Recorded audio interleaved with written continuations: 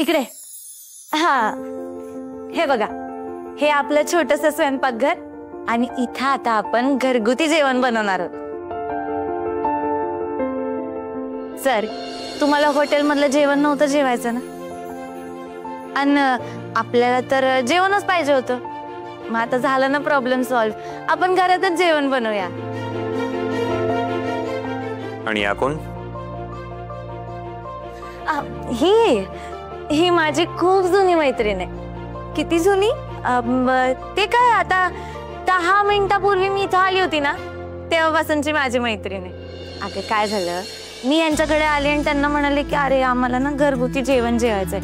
मग काय ताई म्हणाली की अरे मग आमच्या घरीच बनवा की, झाला आपला प्रॉब्लेम सॉल्व्ह। अगं आणि तू कशाला बनवते? मी बनवते ना जेवण।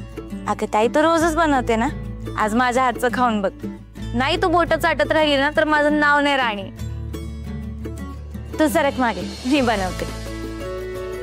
अहो सर, तुम्ही कुठे चाललाय? नाही, आय एम नॉट इंटरेस्टेड। मी बघतो दुसरं काय मिळतं का। अहो तुम्हालाच घरगुती जेवण जेवायचं होतं ना, तुम्ही एकदा राणीच्या हातचं जेवण जेवून तर बघा, आणि नाही आवडलं तर बिंदास दुसरीकडे जा। अरे दादू, तसंही तुला हॉटेलमध्ये खायचं नव्हतंच ना। अरे मग काय प्रॉब्लेम आहे इथे?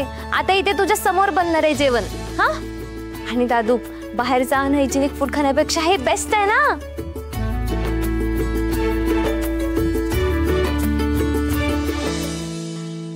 बरं चला, अजित दादा आणि अश्विनी, तुम्ही दोघांनी मला मदत करायची बरं का? अरे वा, म्हणजे आम्ही दोघं तुझे असिस्टंट? हा, मग आधी आपण आता काम करणार आहे, मग आपण जेवणार आहे। आणि असं स्वतः मेहनत करून बनवलेल्या जेवणाची चव आहे ना काहीतरी वेगळीच लागते बघा।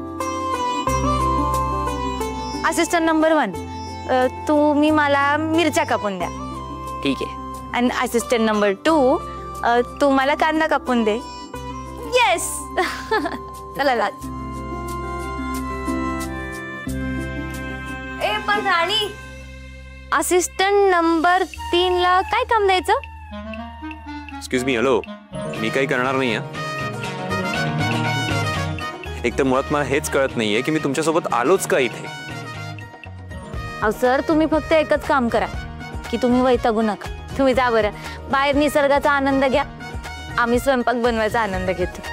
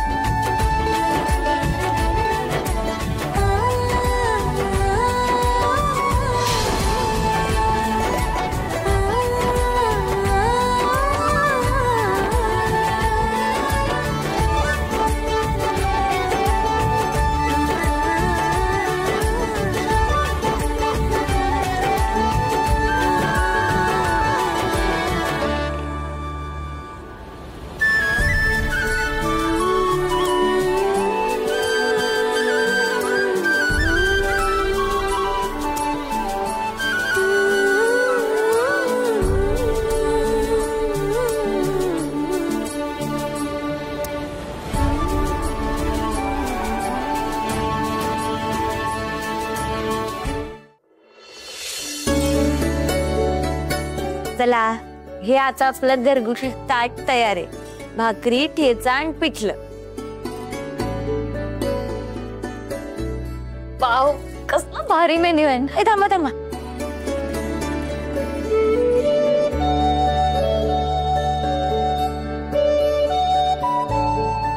हे घ्या, हे घ्या सर। नाही, थँक्यू।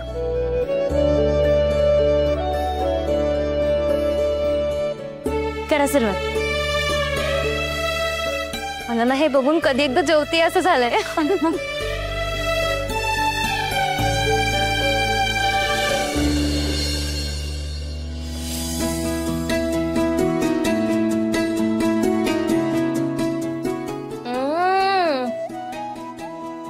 कमाल झाले. नाईस, छान झालंय जेवण.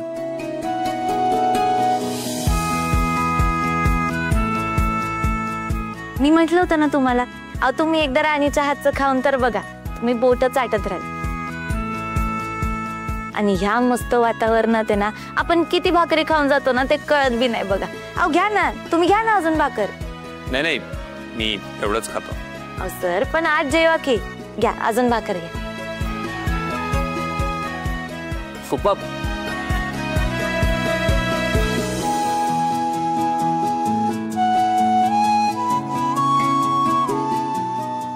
ताई इकडे.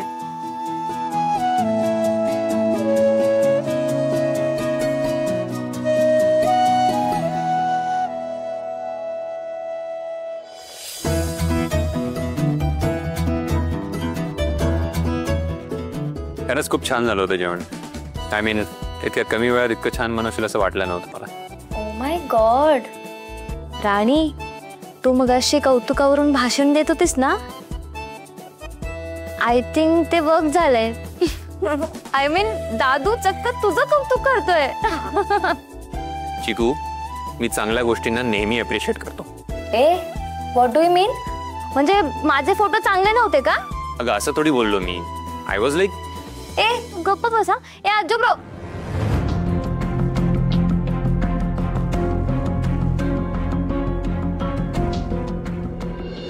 तिकट लागले, पण जेवण एक नंबर होत. पाणी. आजू काय पण राणी, माझं मन एकदम तृप्त झालं यार. काय सॉलिड जेवण बनवलं होतंस तू. हा, तुला आवडलं ना, मग बस. खाणाऱ्यांनी जर समाधानाने खाल्लं ना, तर मग बनवणाऱ्याचं कष्टाचं चीज होतंय बघ.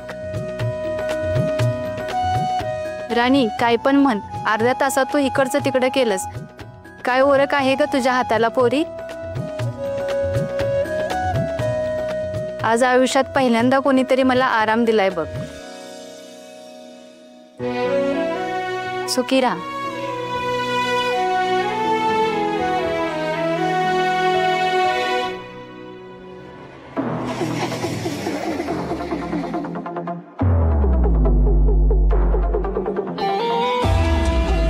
विक्रांत थांब.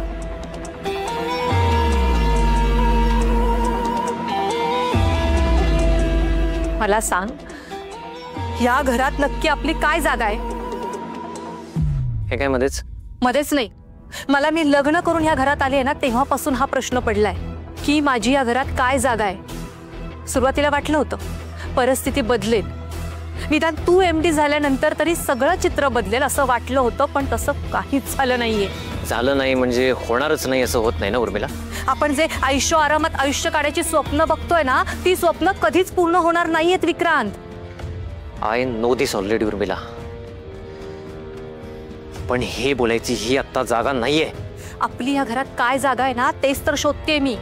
माझ्या माहेरी जायचं, तिथे खायचं आणि त्या माणसांनी माझ्याकडे आशेने पाहिलं की मी नजर चोरून तिकडनं निघून जायचं. या सगळ्या गोष्टीचा कंटाळा आलाय मला विक्रांत. कोण आहे मी? महाडिक कुटुंबातली मोठी सून. माझ्या घरच्यांना माझ्याकडून काहीतरी अपेक्षा असतीलच ना. मग त्यांना म्हणावं अपेक्षा ठेवू नका. मग हे लग्न ठरत होतं ना तेव्हाच बोलायचं होतंस ना. कशाला एवढी मोठी मोठी स्वप्न दाखवलीस तू मला?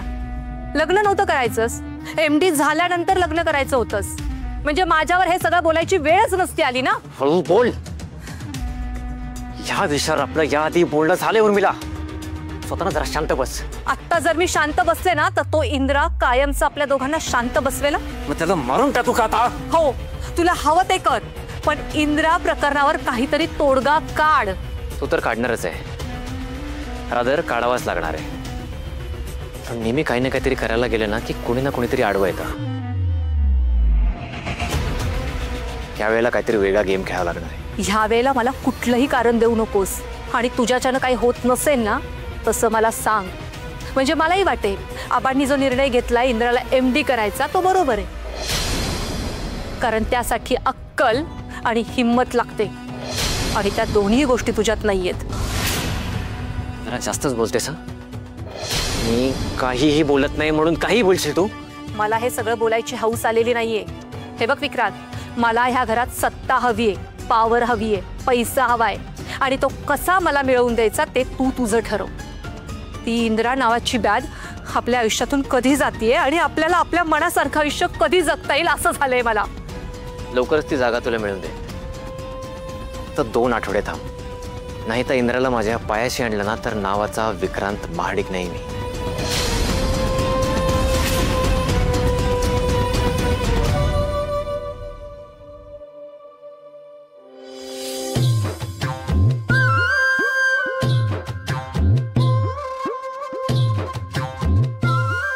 काय सर, कसा होता तुमचा आजचा दिवस? एकदम करेक्ट इन्फॉर्मेशन दिली की नाही तुमच्या या गाईडनं? बरं, तुमचा हा जो प्रॉब्लेम आहे तो आत्तापासून सुरू झालाय का लहानपणापासूनच आहे? कसला प्रॉब्लेम? हाच असं मान डोलवायचा. म्हणजे? अहो म्हणजे तुम्ही एक शब्द बोलला की दुसरा शब्द बोलू शकत नाही ना. हे बघ, मी हा असाच आहे. आता याच्यावर काय बोलणार ना. तसं बी कधी कधी काय काय गोष्टींना काही पर्याय नसतोच मला. व्हॉट? काय नाही काय नाही. हे बघ, तुझे टॉन मारतेस ना ते काही मला कळत नाही असं नको समजूस. पहिल्या दिवसापासून जेव्हापासून आपण भेटलो ना तेव्हापासून सगळं चुकीचंच होतंय. आता एखाद्या मुलीने पहिल्याच भेटीत हातगाडी अंगावर घातली तर दुसरं काय होणार? चुकीचंच होणार ना सगळं. पण मग आता याच्या पुढे सगळं बरोबर व्हायला पाहिजे म्हणून आपण काहीतरी करायला पाहिजे ना. काय? आपल्या नवीन मैत्रीसाठी टाइम अप. हा म्हणजे? मला माझं घड्याळ दे. हो सर, मी तुमच्याशी काय बोलते आणि तुम्ही मला काय मागताय? मला माझं घड्याळ दे. मला अस्वस्थ होतं माझ्या घड्याळाशिवाय आणि मला आठवत नाही मी शेवटचा कुठला दिवस घड्याळ न वापरता घालवलाय. ठीक आहे बाबा, घ्या तुमचं घड्याळ. मला पण ना म्हणजे माणसं श्वासावरती जगतात आणि तुम्ही आहे की घड्याळाच्या काट्यावरती जगता. घड्याळ कुठे गेलं? कुठे गेलं म्हणजे? याच्यातच ठेवलं होतं, आता सापडत नाहीये. मला माहित नाही, मला माझं घड्याळ हवंय.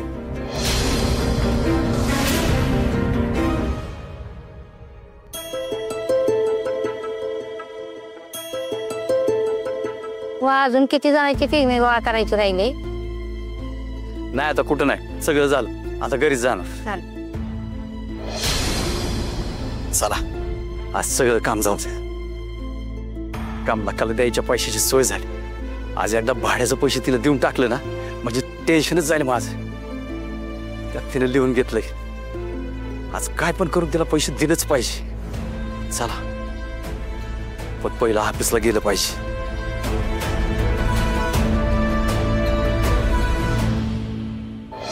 चल, आज काम झालंच पाहिजे.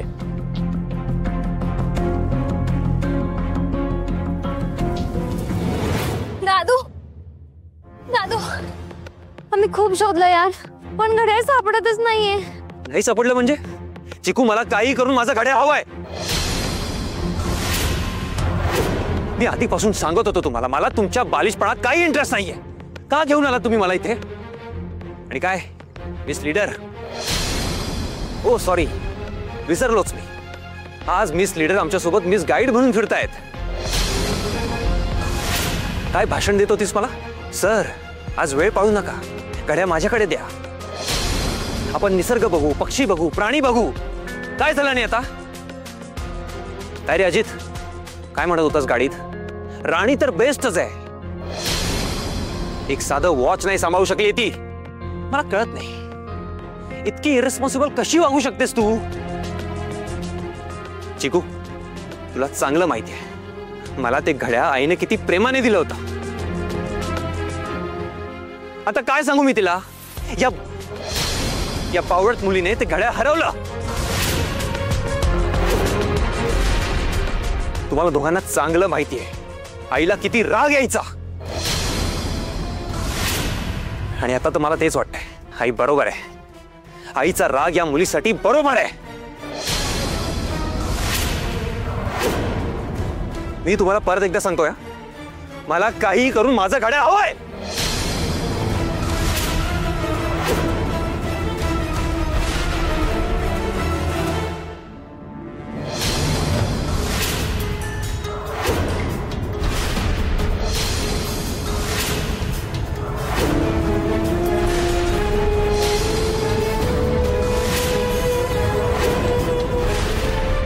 दादा, आम्ही रस्ता चुकलोय, वाड्या फाट्याला जायचे. कसं जायचं सांगताय का? अहो तुम्ही लांब पुढं आला, असंच माघारी जा. 1-2 किलोमीटर गेला का नाही, तिथे एक वडाचं झाड आहे बघा. तिथनं पुढे गेला की तिथंच वाडे फाटा आहे. तिथं हॉस्पिटल आहे का? का? तुम्हाला भरती करावं लागेल ना.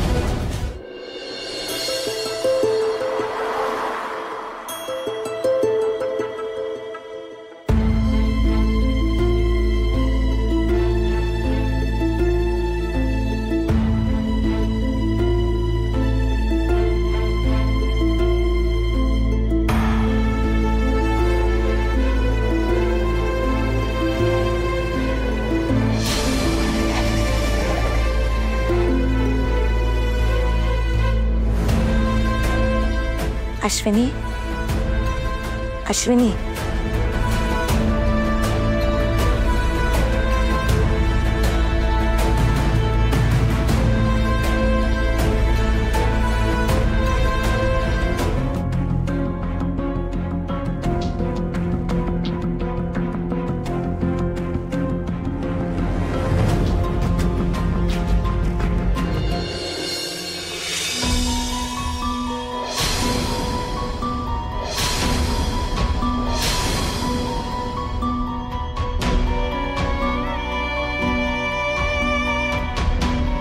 काय झालं दादा?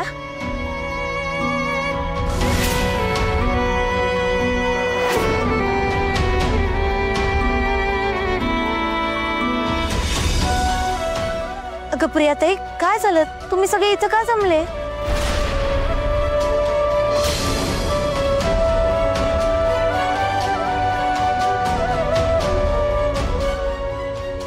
गोट्या, काय झालंय? राणे बुवा. वा,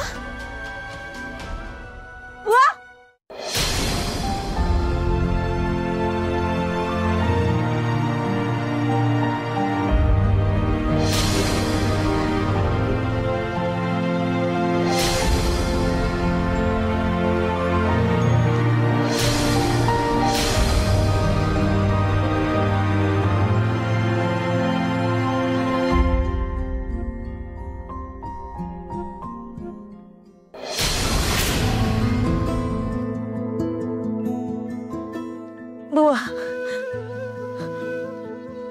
हो कस काय झालंय? कसं लागलं तुम्हाला? आई, अगं कस काय लागलं बुवांना? राणे, अगं कुठं राहिली होतीस ग तू? किती फोन केलं तुला, फोनच लागला नाही.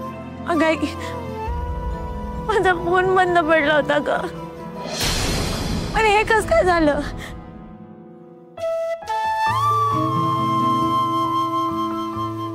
कुठे काय झालं बुवांना? सांग ना.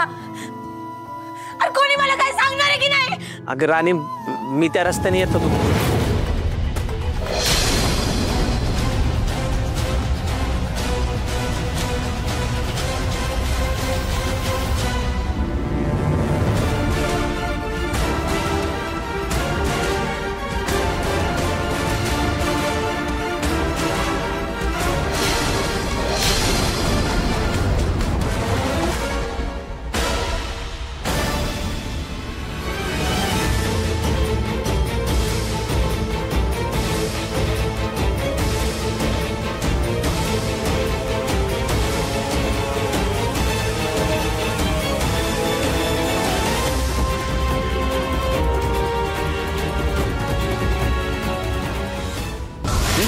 मलमपट्टी करून इथं आणलंय.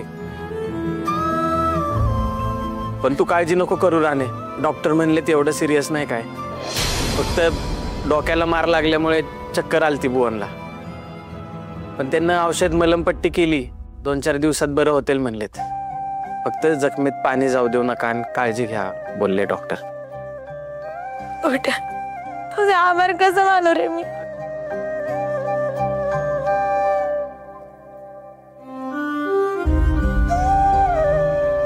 तू तिथं नसता तर काय झालं असतं बुवांबरोबर. कुठे एकदम देवासारखं धावून आलास बघ तू. तुझे लई उपकार झाले गोट्या. उपकाराची भाषा बोलून परक करते तुम्हाला राणे. तसं नाही गोट्या, पण आता तू तिकडे गेला नसतास तर बुवा तिथंच पडून राहिले असते रे. तुझ्यासारखा मित्र आहे ना लई नशिबाने भेटतो बघ. कुठे बघ ना बुवांची अवस्था बघवत नाही रे. राणे तू नको काळजी करू भावा, रडू नको. आपल्या बुवांना काय होणार नाही. अगं आपल्या देवी आईनेच मला बुद्धी दिली, मी तिकडे गेलो, नाहीतर त्या रस्त्यानं कवाच जात नाही मी. पण तू काळजी करू नको, बुवा चांगला माणूस आहे, त्यांना काय होणार नाही, बरे होतील ते लवकर.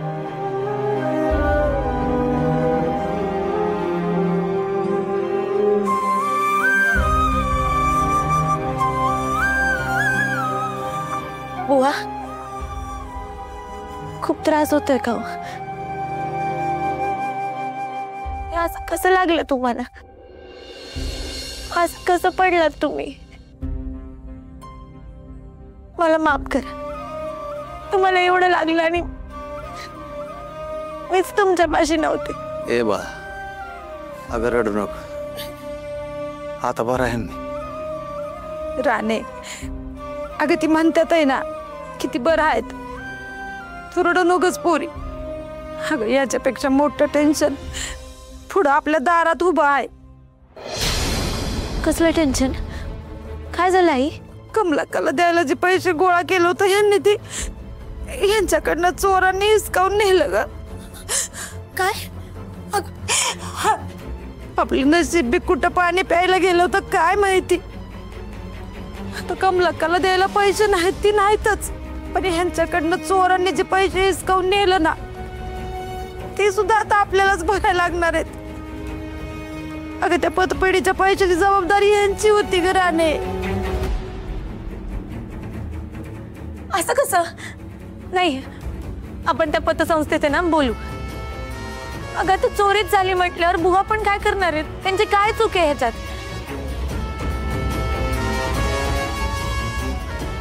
म्हणतेस ते समजा खरं आहे पोरी. एक वेळ पतपेढीवाला ऐकतील तरी कमलाकाचं काय? अगं आता तिला कुठनं पैसे द्यायचं राणे आपण?